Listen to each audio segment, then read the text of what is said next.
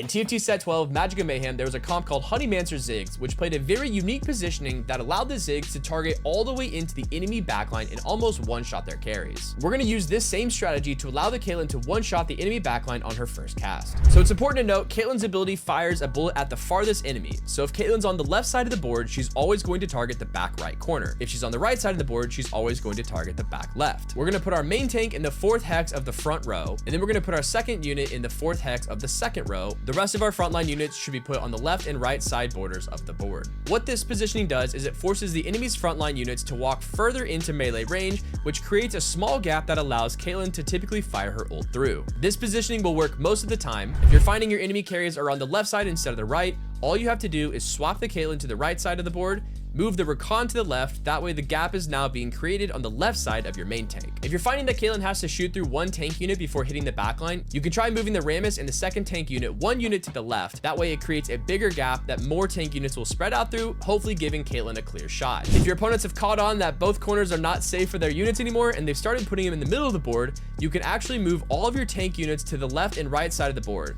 which will force the enemy frontline units to walk very far into your board and should split the Red Sea, allowing Caitlyn to fire freely on the backline units.